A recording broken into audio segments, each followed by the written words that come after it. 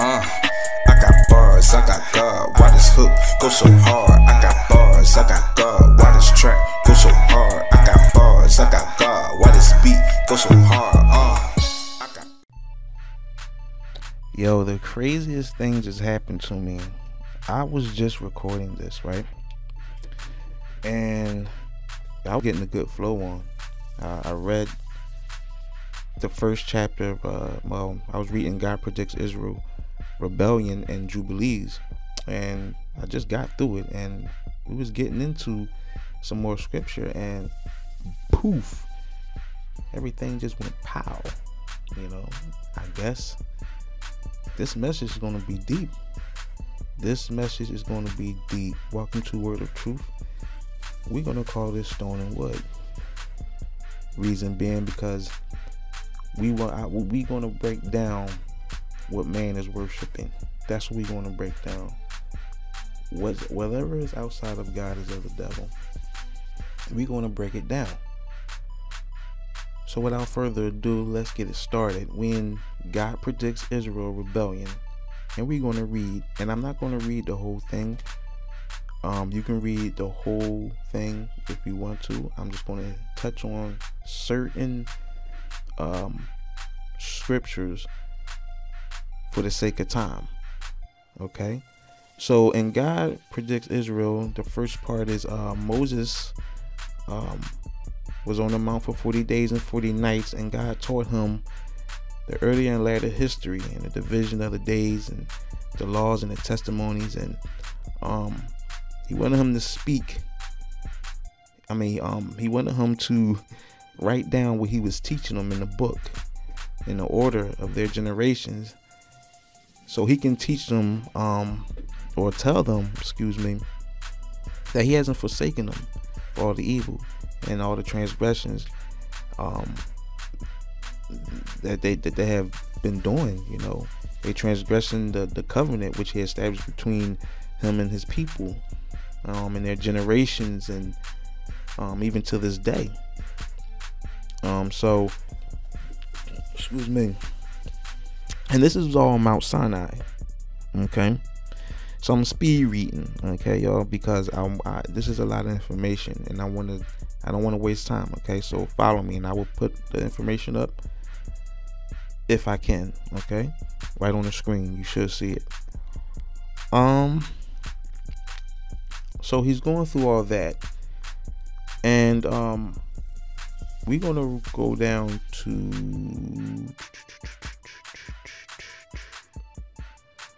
okay, and this is what he says to them. Okay, he says, look, unto your seed will I give a land flowing with milk and honey, and they will eat and be satisfied, and they will turn to strange gods, to gods which cannot deliver them from aught of their tribulations.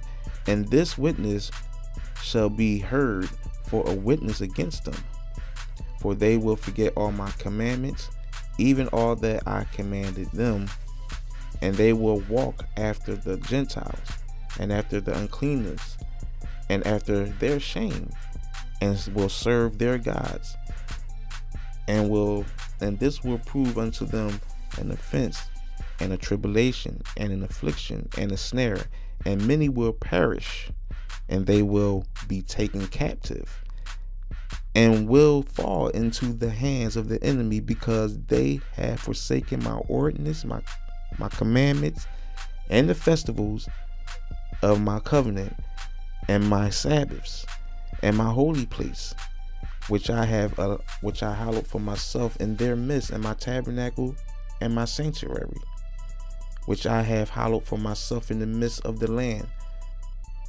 that I should set my name upon it, and that it shall dwell there. And they will make themselves high places and groves and graven images, and they will worship each of their own graven image, so as to go astray, and they will sacrifice their own children to demons, and to do the works of error of their hearts. I know the devil is working tonight. It's Friday night. The devil is working. He's working. He don't want this to come out. So, you know, it's going to be a couple of stoppages I can see. So we're gonna keep on reading. We in God Predicts Israel Rebellion. Like I said, you can go read this for yourself, but we're gonna keep it moving for the sake of time. I would love to sit here and read and keep it going, but I'm gonna speed read real quick. Let's go to right here. So he's saying to them, actually, he said, I shall disclose to them abounding peace with righteousness, and I shall plant them as a plant of uprightness in their land, with all my heart and with all my soul, and they will be for a blessing and not for a curse, and they will be the head and not the tail. Now that is in Deuteronomy, for all those people that says, you know, don't read no book outside of the Bible. Well, this is Jubilees, and this is going very well with the Holy Scriptures. There may be differences according to how they write, but other than that, it goes along with the Scriptures. So right here, he's still telling them, listen, man, after all this, you know, I'm gonna still make sure that, you know, y'all will have the fruits of the Spirit. You know, he wants them to let them know that he's not going to forsake them. He knows what they have done. He understands the transgression. He understands that Satan has polluted the earth, and now he's coming to take over and make his own kingdoms on earth. So he's letting them know, listen, there's going to be some people that's going to fall, and I'm going to punish them for it. But for my people that hold on and cleave on to my name and to my righteousness and my holiness, you know, I will set you free. And Moses is crying to the Lord and saying, hey, Lord, don't forsake your people. You know, we have a shot, don't we? You know, and thank God for Moses, he did, because we would all be damned. Okay. Moses stood up for the people. Okay. And this was actually for the people of Israel, the Hebrews, and, you know, those that was following God. Okay, these were the people that was going to be enslaved. Okay, it says, we're gonna go down. Let thy mercy, O Lord, be lifted up upon your people, and create in them an upright spirit, and let not the spirit of Bel-air rule over them, to accuse them before you, and to ensnare them from all the paths of righteousness, so that they may perish from before your face. Now Bel-air or Belar is Satan. You know, that's all it is Satan. That Bel-air, Bel, we're gonna get into all that. Okay, give me a second.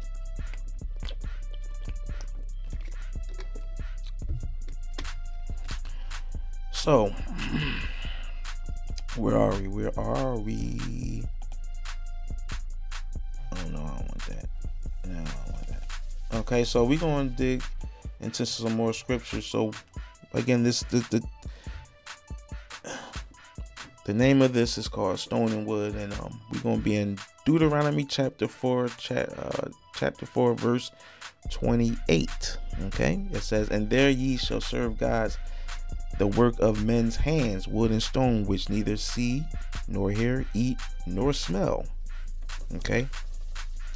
So right now, like I said, back in those days, that's what they did. In every dispensation, right?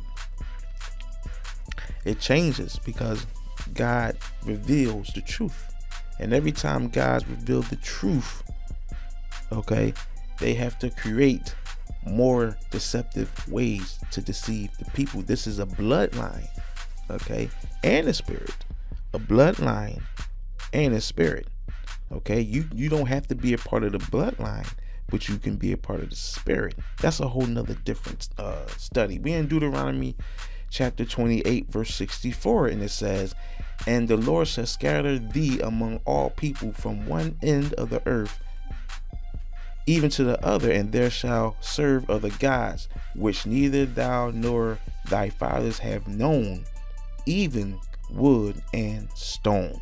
So there he's telling you, it's not only going to be just wood and stone. It's just going to be, it's a spirit. Like I said, it's a spiritual God. Okay, and that God ultimately traces back to Satan. Okay. We're gonna keep it rolling. Where do I want to begin? It's so much to go off of. Okay, so let's go to Maccabees. Okay, that's what I'm gonna do. Maccabees. Okay, this is what we're gonna do. Okay, so we in First Maccabees chapter 4. Okay, now the Apocrypha is a good book to read. This Apocrypha dates back from the Old Testament into the common before common era. Okay, it's different times as these books been written, I believe, and the first book of Maccabees and second book, and I think it's the third and the fourth. I want to check them out, but I got first and second Maccabees, and in this chapter alone, they are fighting over Hanukkah. Okay, they are fighting over Hanukkah. Okay, you have Judas Maccabees, and you have all the other. You got Simon Maccabees. You got all these, Israelites that was fighting the Gentiles over the day of worship or a Sabbath day. Okay, now they had profaned. Now we go. Let's read. Okay, it says, let's see if I can speed read, because you can read this also. You can get the book of, you get the Apocrypha, and you can read this yourself. Okay, it says, then said Judas, when chapter 4 verse 36, then said Judas and his brethren, behold, our enemies are discomfited. Let us go up to cleanse and dedicate the sanctuary. Upon this, all the hosts assembled themselves together and went upon Mount Zion. And when they saw the sanctuary desolated and the altar profaned, the gates burnt up, and shrubs growing into the courts as in a forest, or in one of the mountains, and the priests' chambers pulled down, they rent their clothes and made great lamentations, and cast ashes upon their heads, and fell down flat to the ground upon their faces, and blew an alarm with trumpets, and cried toward heaven. And Judas appointed certain men to fight against those that were in the fortress until they had cleansed the sanctuary. So he chose priests and blameless conversation such as had pleasure in the law, who cleansed the sanctuary and bare out and defiled stones into an unclean place. And when as they consulted what to do with the altar of burnt offerings, which was profane, they thought it was best to pull it down, lest should be a reproach to them, because the heathen had defiled it. Wherefore they pulled it down. Okay, let's keep on going. Hold on. And they laid up stones in the mountain of the temple in a convenient place, until there should come a prophet to show what should be done with them. They took whole stones according to the law, and built a new altar according to the former, and made up a sanctuary and the things that were in the temple, and hallowed the courts. They made new holy vessels, and into the temple they brought the candlestick and the altar of the burnt offerings and of incense and the table. So I'm not going to read all of that, but we're going to go down and get to this part right here. Okay, so they making the temple up, how they doing it, whatever. Now on the 5th and 20th day of the 9th month, which is called the month of Kaslu, in the 140th and 8th year, they rose up betimes in the morning and offered sacrifices according to the law upon the new altar of the burnt offerings which they had made. Look at what time and what day the heathen had profaned it. Even in that was it dedicated with songs and centurions and harps and cymbals. Then all the people shall, my stomach is growling, y'all, excuse me. Then all the people fell upon their faces, worshiping and praising God of heaven, who had given them good success. Let's keep going down.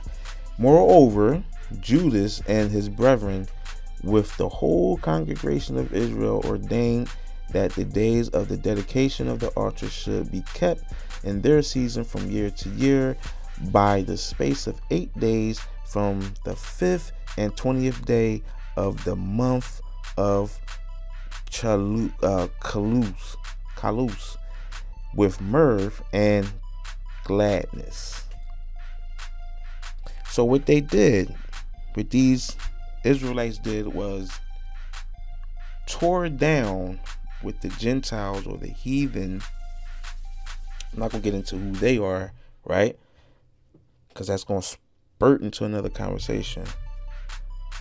They took down what they had put up with their gods and their ordinances and stuff, just to build up another sanctuary, which is Hanukkah. And the word Kaslu, I can't say it, Kaslu, in 1 Maccabees chapter 4 verse 52 and 59, on the 25th day of the month. Okay, let me see where we at. Okay. Now we're looking up Chanukah. Okay, this 8-day festival, also known as Festival of Lights, begin on the 25th of Kislev. Now this is a different language now, and the Apocrypha it's a different name, and I will put it up so you can see what I'm talking about. Okay, and you'll see what I'm saying. Late November to December, one of the few Jewish holidays not ordained in the Hebrew Bible, Chanukah or Hanukkah. Okay, rededication commemorates the 165 BCE victory of Jewish traditionalists over a military political alliance of Syrian Greeks and Jewish Hellenists trying to eliminate Judaism in the land of Israel under the leadership of Judah Maccabee and his 4 brothers. The Jerusalem temple was cleansed of foreign idols and rededicated to divine service, and this new festival was proclaimed. These events are recorded in the Apocrypha 1st and 2nd Maccabees. Pause. Okay. Now, like I said, the Apocrypha cannot get you set, can't get you saved, but the Apocrypha is good for biblical information. This is real talk. This is what people was fighting and killing each other over. Hanukkah, Jewish festival of lights. It's the same thing. Okay. I'm trying to put all this information up so you can see it. You see it, right? All right. So we're not gonna go too deep in that. But what is Hanukkah though? Isn't Hanukkah the Western celebration of Christmas? Huh? it's on the 25th day in December. It's the same thing. Oh, it's not the same thing. Okay. So we're gonna keep it moving along. Letter of Jeremiah. Okay, this is another book out of the Apocrypha. First chapter. I think it's only one chapter. Okay, we're gonna skim through a few. Okay, a copy of an epistle which Jeremy sent unto them which were to be led captive into Babylon by the king of the Babylonians, to certify them as it was commanded of him of God. Right. Because of the sins which ye have committed before God, ye shall be led away captives into Babylon by Nebuchadnezzar, king of the Babylonians. So when ye be come unto Babylon, ye shall remain there many years, and for a long season, namely 7 generations. And after that, I'll bring you away peaceably from thence. Okay. Now shall ye see in Babylon gods of silver and of gold and of wood, borne upon shoulders, which cause the nations to fear. Beware therefore that ye in no wise be like to strangers, neither be ye and of them, when ye see the multitude before them and behind them, worshiping them. Now pause. You see that today over there in Rome, where they have their gods, their statues put upon their shoulders. You see it in India, where they have their gods and their statues put around their shoulders and lifting them up and carrying them around the city, and everybody bowing down to them.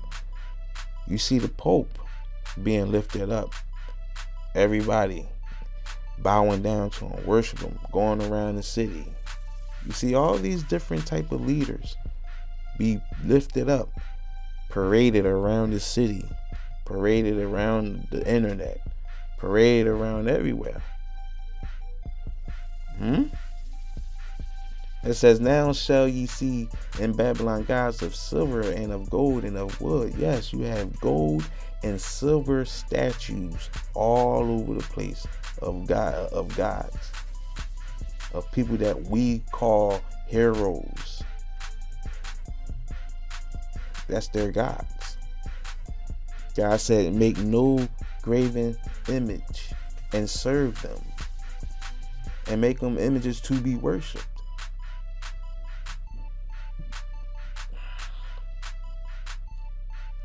But say ye in your hearts, O Lord, we must worship thee. My stomach is, my stomach is growling.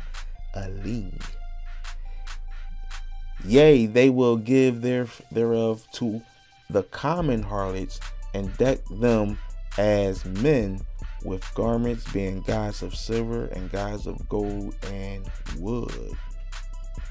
Sometimes also the priests convey from their gods gold and silver and bestow it upon themselves. Wow. Wait a minute. I'm reading backwards. Hold on. They do though. That's their chains and their 6-point stars that they be wearing, their crosses. You got the Pope walking around, riding around with a silver cross on his neck. Interesting. Sometimes I just think it's just interesting. And we follow by hip hop all over the place. Silver and gold crosses. Now, I'm not saying it's wrong to wear a cross if you want to identify. But these people wear these crosses religiously. Half of these people don't even believe in the Lord Jesus Christ. That's just truth. Ye cannot, these guys, save themselves from rust and moth, though they be covered with purple raiment. They wipe their faces because the dust of the temple, when there is much upon them. So they sitting here wiping down these statues, disinfecting these statues, but there are gods that they serve. They can't walk, talk, hand you a plate of food, whereby they are known not to be gods, therefore fear them not.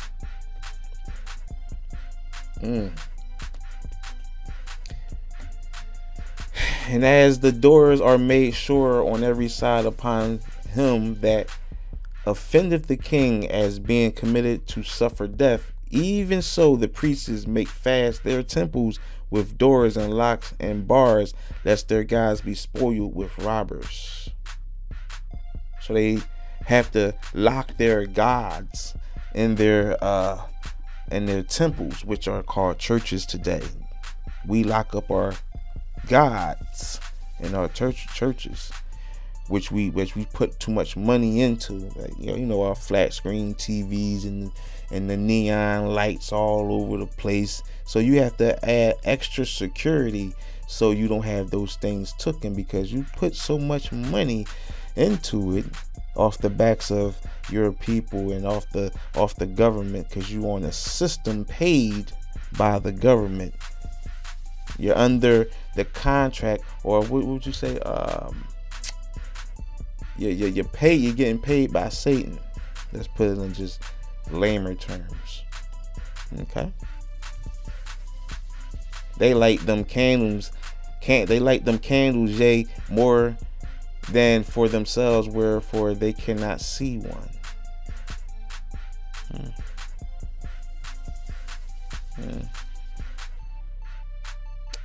And it talks about, it just keep talking about in this chapter about how they are pointless, like these idols that they have, the Hindus, the Buddhists. I seen statues fell. They was carrying a statue across in the city, and it fell. We in verse 29, it says, menstruous women and women in childbed eat their sacrifices.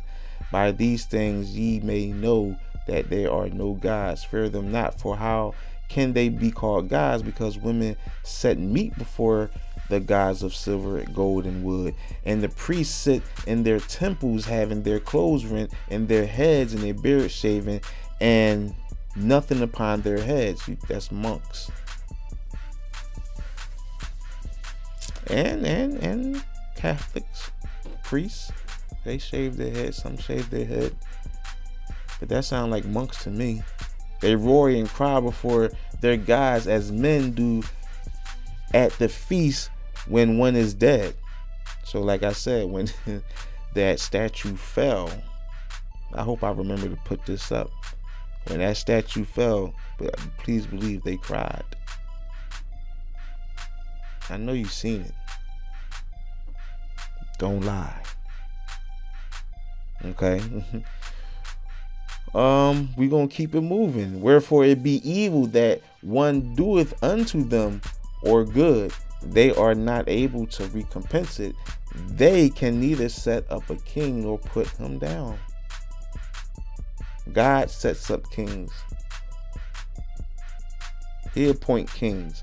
Their gods of wood, and which are overlaid with gold and silver, are like the stones that be hewn out of the mountain, that they worship them shall be confounded. How should a man then think and say that they are gods, when even the Chaldeans themselves dishonor them?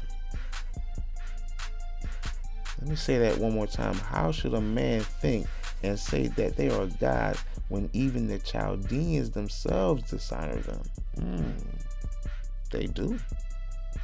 Because they worship from God to God. Who if they shall see one dumb that cannot speak, they bring him and entreat Baal that he may speak as though he were able to understand.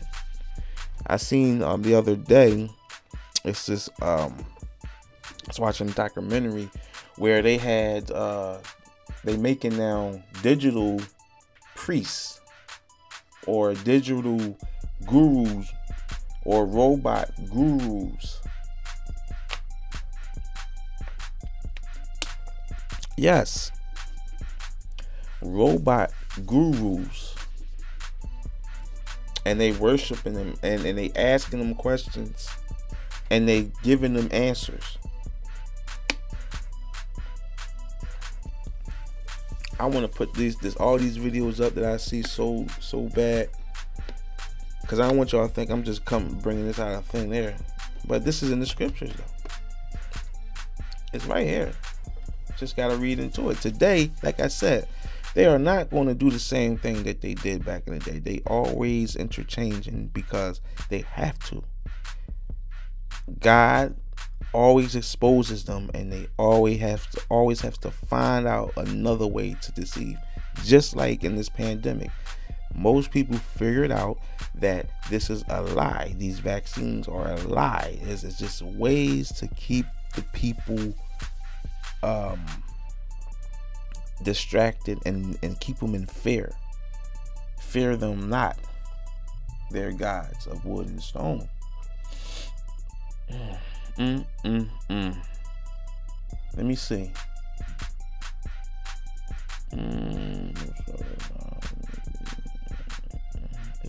I saw something. I must have lost it.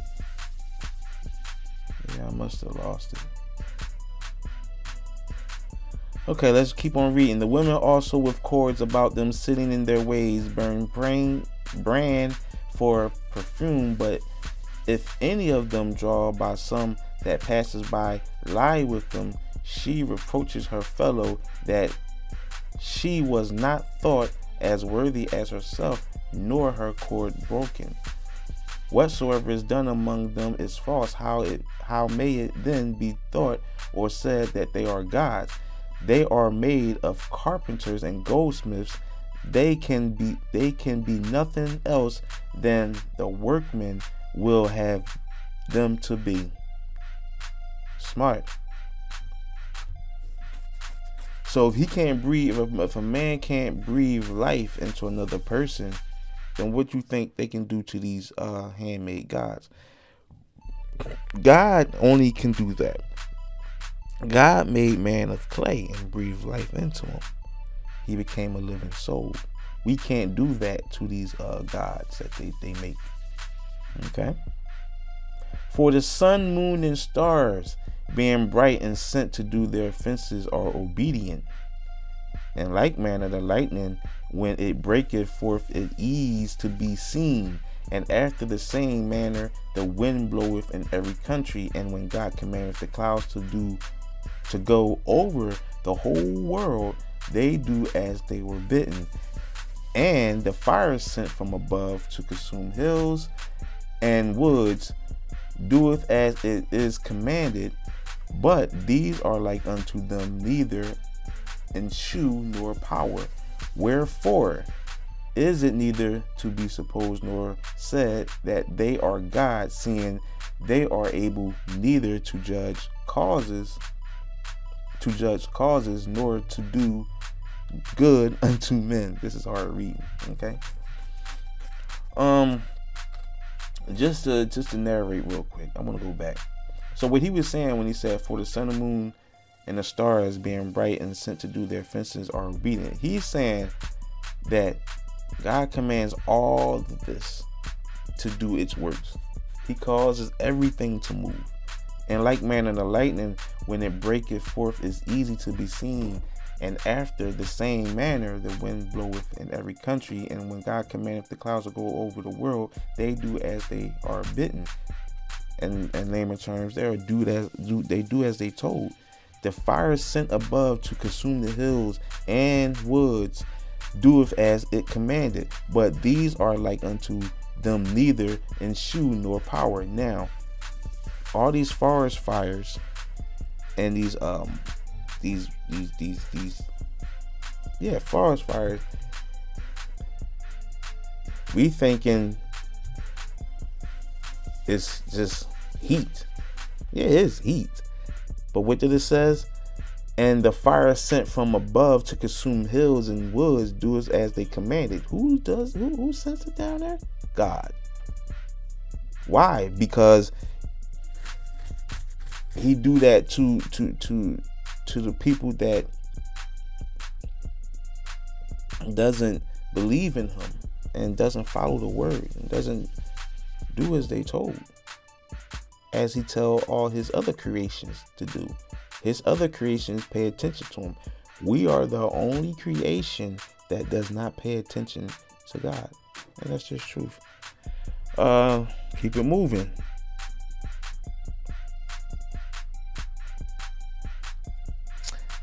Okay. And likewise their gods of wood, and laid over with silver and gold, and like to a white thorn and an orchard that every bird sitteth upon, as also to a dead body that is east into the dark. And ye shall know them to be no gods, by the bright purple and rotten upon them, and they themselves afterwards shall be eaten, and shall be a reproach in the country. Better therefore is the just man that have none idols, for he shall be far from reproach. Stay away from idols. Okay? Point blank, period. We're going to go into Jasher. Right? We got to get this scripture in. Okay? I'm doing this for a reason. Because I'm knocking out two birds with one stone. Because people say, well, don't read nothing outside the Holy Scriptures. I believe in the Holy Scriptures 100%, from Genesis to Revelations. That's what brought me here, because it says you can read the book of Jasher. Okay?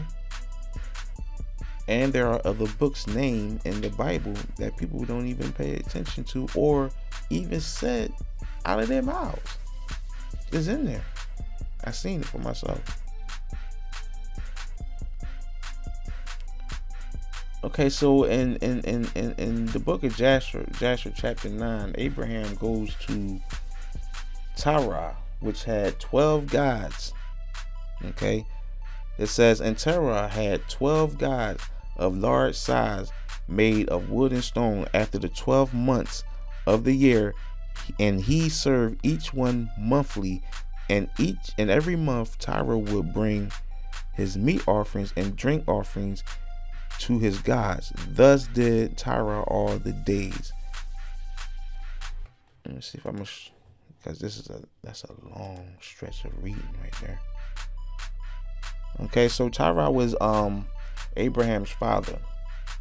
All right, so this type of stuff dates all the way back.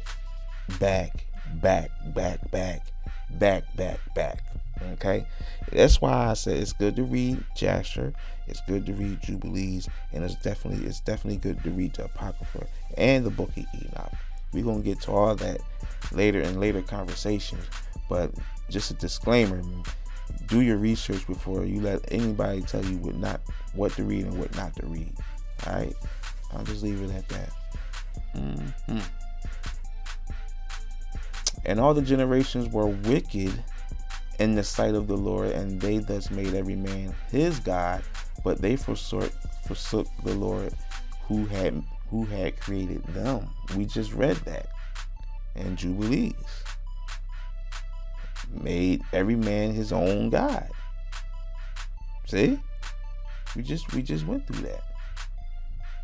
And there was not a man found in those days in the whole earth who knew the Lord, for they served each man his own God, except Noah and his household, and all of those who were under his counsel knew the Lord in those days. And Abraham, the son of Terah, was waxing great in those days in the house of Noah, and no man knew it, and the Lord was with him.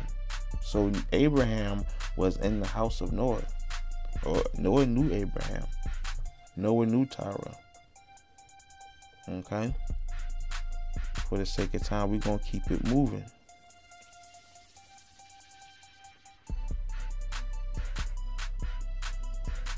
So this is how Abraham figured out who God was. Okay? And the Lord gave Abraham an understanding heart, and he knew all the works of the great generations were vain, and that all their gods were vain and were of none avail. And Abraham saw the sun shining upon the earth, and Abraham said unto himself, surely now this sun that shines upon the earth is God, and him I will serve. And Abraham served the sun in that day, and he prayed to him. And when the evening came, the sun set as usual. And Abraham said with himself, surely this cannot be God. And Abraham still continued to speak within himself, who is he who made the heavens and the earth? Who created upon the earth? Where is he? And the night darkened over him, and he lifted his eyes toward the west, north, south, and east, and saw the sun had vanished from the earth, and the day became dark. And Abraham saw the stars and moon before him, and he said, surely this is God, who created the whole earth as well as man. And behold, this his servants are gods around him. And Abraham served the moon and prayed to it all that night. And in the morning, when it was light, the sun shone upon the earth as usual. Abraham saw all the things that the Lord God had made upon the earth. And Abraham said to himself, surely these are not gods that made the earth and all mankind, but these are all servants of God. And Abraham remained in the house of Noah, and there knew the Lord and his ways, and he served the Lord all the days of his life. And all the generation forgot the Lord and served other gods, wood and stone, and rebelled all their days. Do I need to read any more?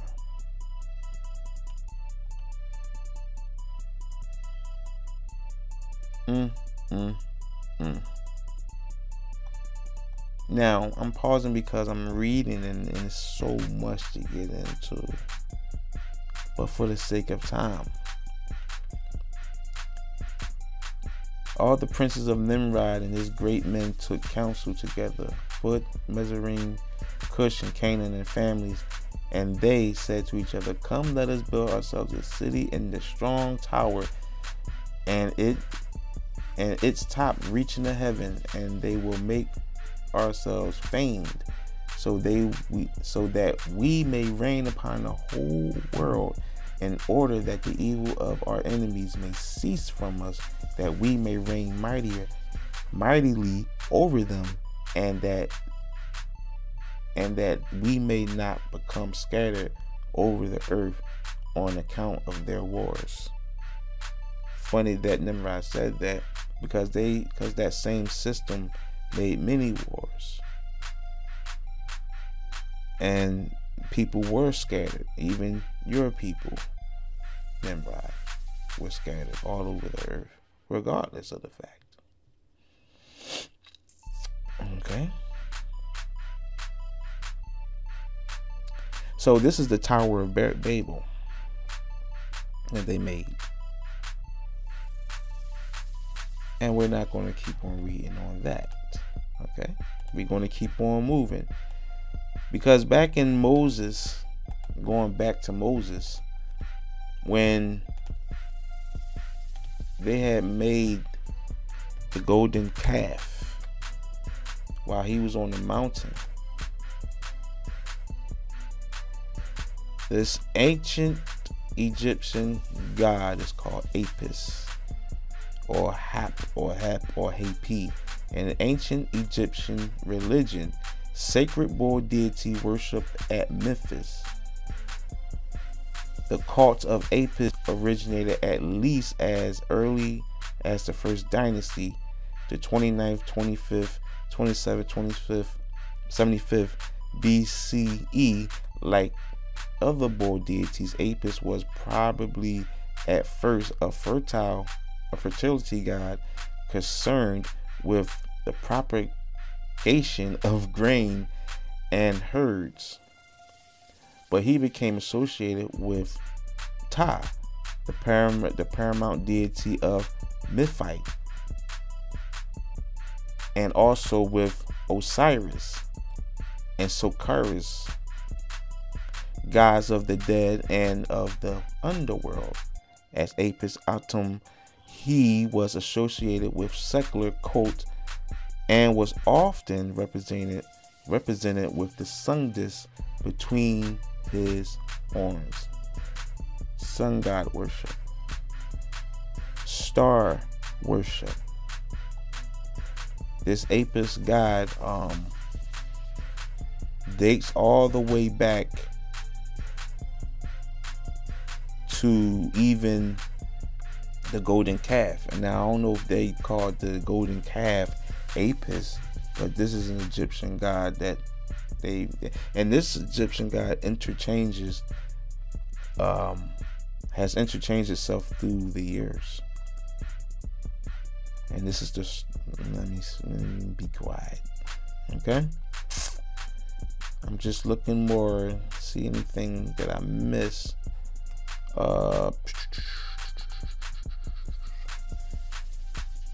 Egyptian religion was polytheistic. The gods who inhabited the bounded and ultimately perishable cosmos varied in nature and capacity.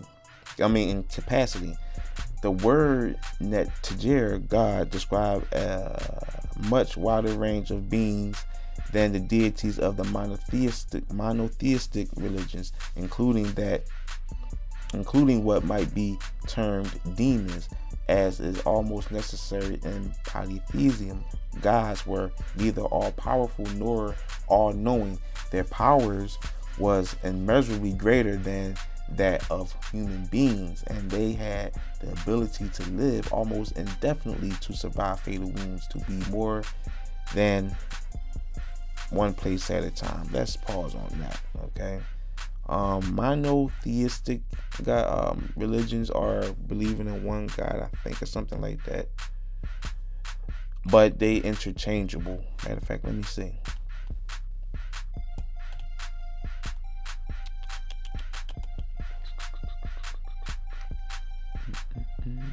Yeah, this is a good study. It's gonna be a little longer study than it may be, shorter than what I thought it was gonna be, but we're gonna see what's up. We'll see what's up.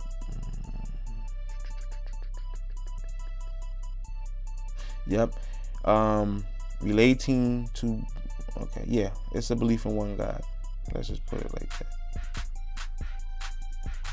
But we're going to get into that in another segment. Okay? So, they believe in one God, but they're interchangeable gods. Okay?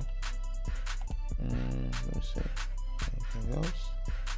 And now as I'm reading these, as I'm reading, you see that they are religious Egyptian gods. Okay, they are Egyptian gods. Okay, they even have the world of the dead, right? Which is really, they have the book of the dead. And okay, we're going to get into influences on other religions. Egyptian culture, of which religion was an integral part, was influential in Nubia as early as pre-dynastic times, and in Sierra in the 3rd millennium BCE. During the New Kingdom, Egypt was very receptive to cults from the Middle East, while Egyptian medical and magical expertise was highly regarded among the Hittites, Assyrians, and Babylonians. Okay, and the chief periods of Egyptian influence were, however, the first millennium BCE and the Roman period. Egypt was an important center of the Jewish diaspora starting in the 6th century BCE, and Egyptian literature influenced the Hebrew Bible. With Greek rule, there was significant cultural interchange between Egyptians and Greeks. Notable among Egyptian cults that spread abroad were those of Isis.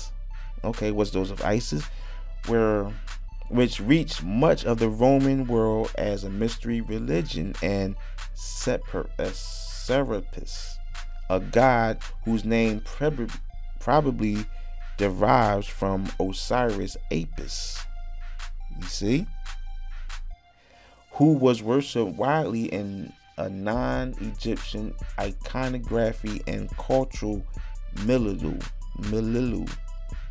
With Isis went Osiris and Horus the child, but Isis was the dominant figure. Many Egyptian monuments were imported to Rome to prove a setting for the principal Isis temple in the 1st century CE. That's Common Era. BCE is before the Common Era. The cult of Isis was probably influential on another level. The myth of Osiris shows some analogies with the gospel story, and in the figure of Isis with the role of the Virgin Mary. So what they were saying, Isis was the role of the Virgin Mary. That's what they're trying to say, right? The iconic of the Virgin and the Child was evident affinities with that of Isis and the infant Horus.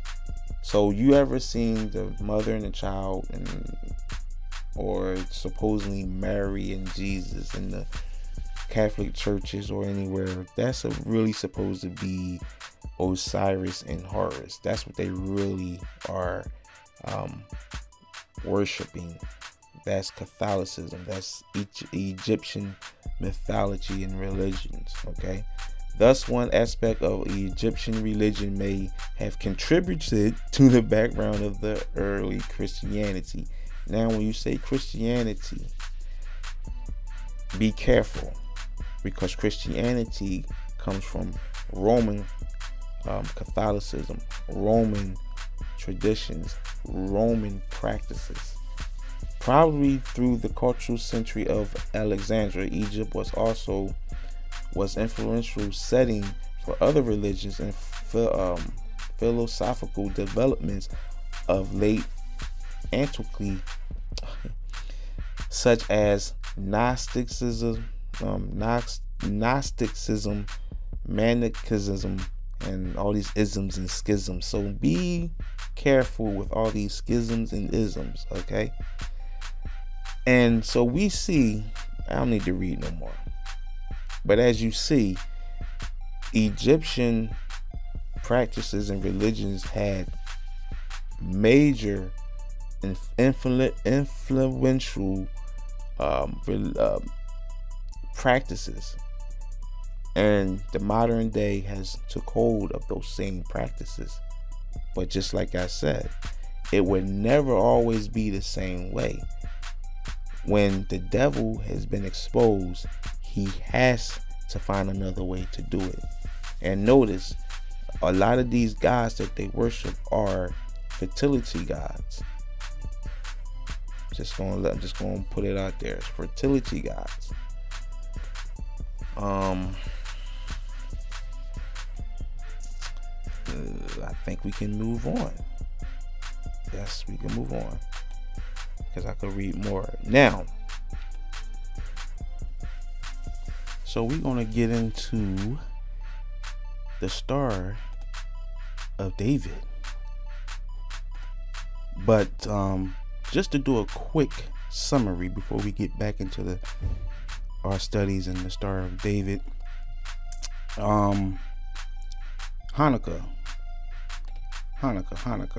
As you know already, just a brief synopsis, that this was in Judaism, which in Maccabees that we have read, that Judas and his brothers and the Israelites was fighting against the Gentiles and the heathen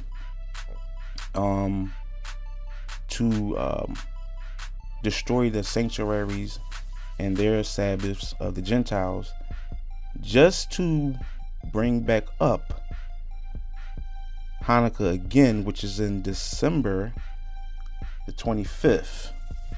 This is scriptural proof that Christmas and these soulless holidays are of Satan and his followers. It's another name up there. It's called Kislev or something like that. I guess it's a Greek name. Let me see. And it goes along with Hanukkah, because in certain names, a lot of names change because it depends on the dispensation, and it depends on the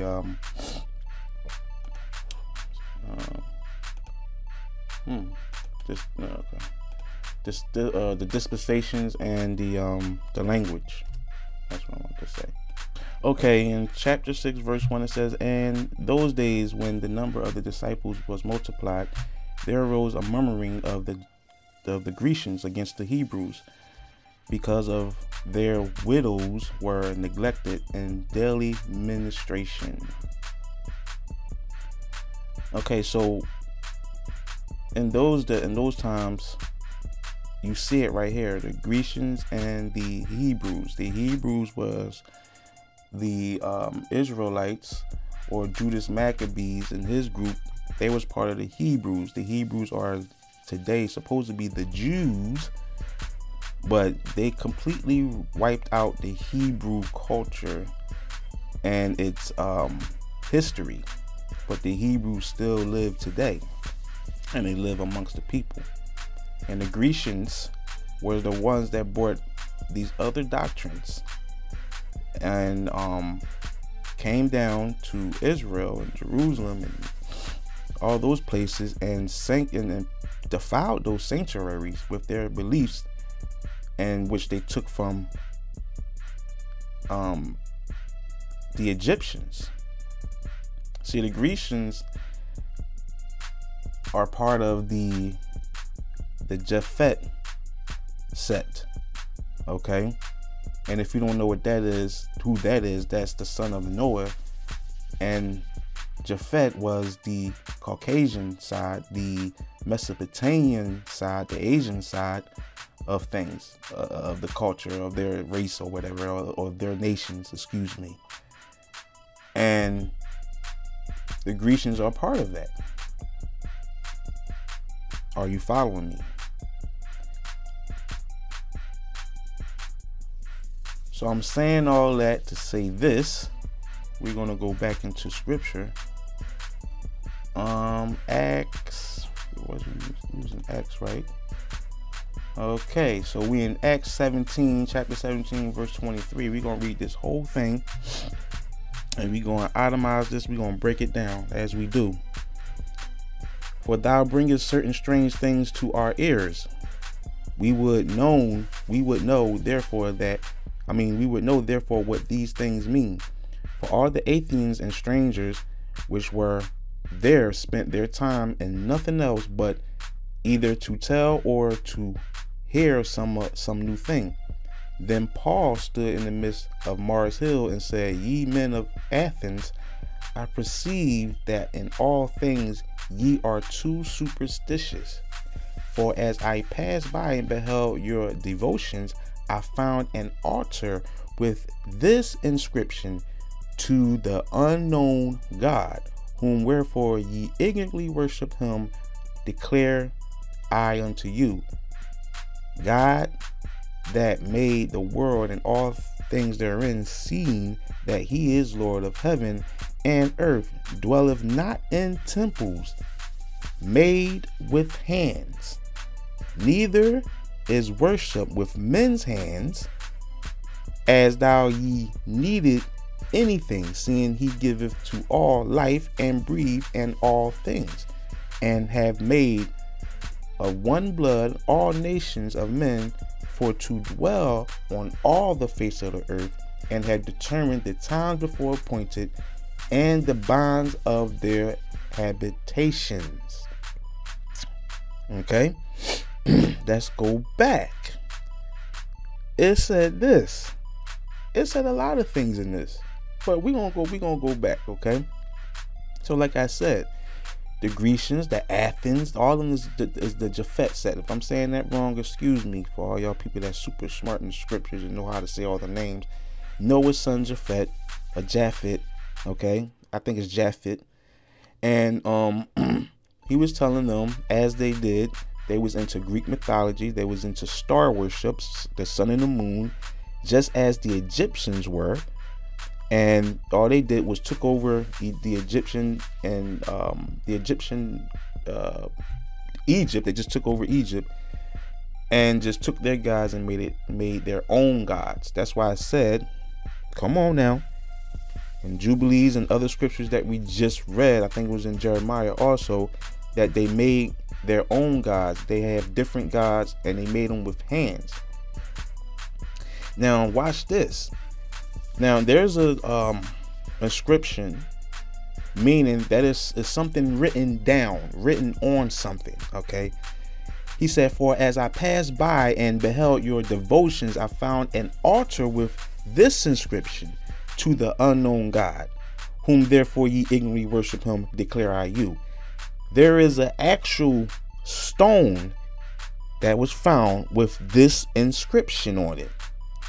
Okay, it's an altar. Now it may not be the original, maybe, but it's an inscription. It may be fake, it may be real, but who knows? The fact that there's an altar with this inscription to the unknown God makes it real, whether it's fake or real, because either if it's fake or real, that's a fake God anyway. Hello. But Paul said he found the inscription, and we have it today. Now, like again, I don't know if that's real or not. But God made the world and all things therein, seeing that he is Lord of heaven and earth, dwelleth not. Pay attention what he says. He dwelleth not in temples made with hands. Pause. You know what he's saying? He's saying that he don't dwell in places, in buildings where men make, where churches, let's say man-made churches, right? Man-made churches and sanctuaries and synagogues and temples. Churches is nothing more than temples or synagogues or whatever, sanctuary, okay, in the physical form. Okay, he said he dwelleth not in temples made with hands. That's including churches of today. That's including synagogues and temples of the past. We're going to dig more into temples and synagogues in another study. That's a whole separate study in itself. So he's telling you now, he doesn't dwell in places, neither is worship with man's hands, although he needeth anything, seeing he giveth to all life and breathe in all things, and have made one blood all nations of men to dwell in all the face. So he's the creator of all things.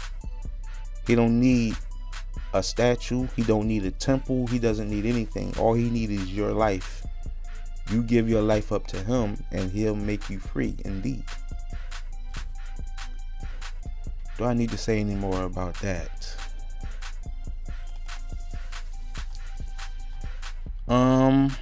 We in Amos chapter 5 verse 16 through 26.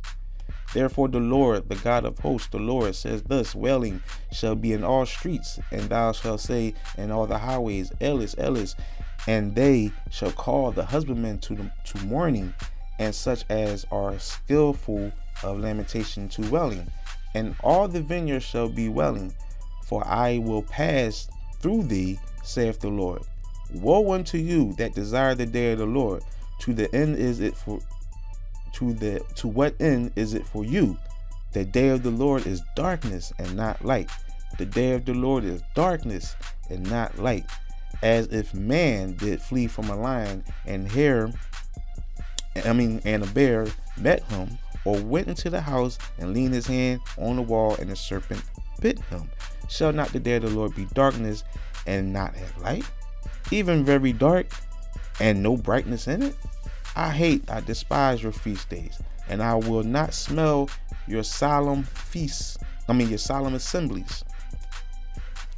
Though ye offer me burnt offerings and your meat offerings, I will not accept them. Neither will I regard the peace offerings of your fat beasts. Take away from me the noise of thy songs, for I will hear the melody of thy viols. But let judgment run down as waters, and righteousness as a mighty stream.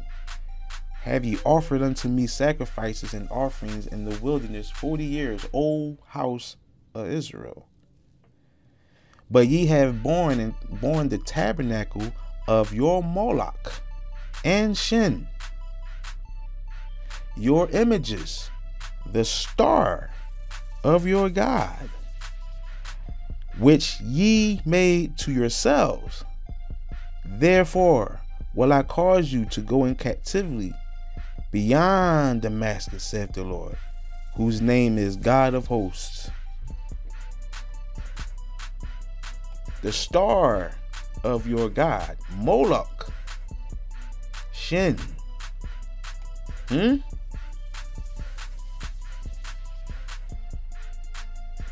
He despised the feast days and would not smell the solemn assembly. So all you people that's gathering together on these feast days, doesn't matter what feast day you want to call it, he will not smell it. He despised your feast days, and he would not smell your solemn assemblies, all your gatherings at churches and stuff like that. He won't smell them. Why? Because the world is full of darkness and not light. We put our faith in images and idols and churches and pastors and man, serving the Creator. Not serving the Creator, but serving his creation more than the Creator. Excuse me. Take thou away from me the noise of thy songs. All this music today that they play in churches, this secular, contemporary, cultural nonsense. It's just what it is, nonsense. For I will not hear the melody of thy viols. Judgment is going to come soon. And these people have been sacrificing and just worshiping false gods for years. For years.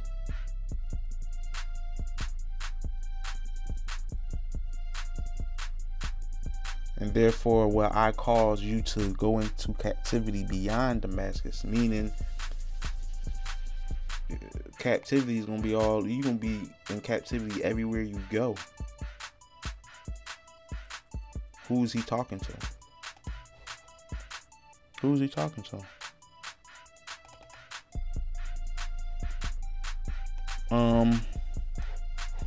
Where are we gonna go next? Do we want to go into the Star of David? Ha.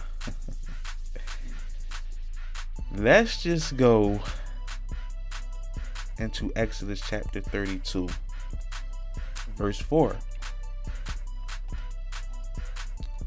And it said, he received them at their hand and fashioned it with graven tool after he made it a molten calf, and they said, these be thy gods. Pause. He made a molten calf, and they said, these be thy gods. Hope you caught that. Trinity people. O Israel, which brought thee up out of the land of Egypt. And when Aaron saw it, he built an altar before it, and Aaron made proclamation and said, tomorrow is the feast of the Lord. Pause. What feast is they talking about? Is they talking about Hanukkah? Let's keep reading. They arose up early on the morrow and offered burnt offerings and brought peace offerings, and the people sat down to eat and drink and rose up to play. And the Lord said unto Moses, go, get thee down, for thy people which thou broughtest out of the land of Egypt have corrupted themselves. They have turned aside quickly out of the way which I commanded them. Thou have made them a molten calf, and have worshipped it, and sacrificed unto it. And he said, these be thy gods, O Israel, which have brought thee out of the hold on. Let me see. I keep going. Hold on. Out of the land of Egypt. And the Lord said unto Moses, I have seen this people, and behold, it is a stiff-necked people. Let's keep on going. In 1 Kings chapter 18, verse 25. Now, these stiff-necked people, who's hard-headed in the world today? Who's the most hard-headed people in the world today?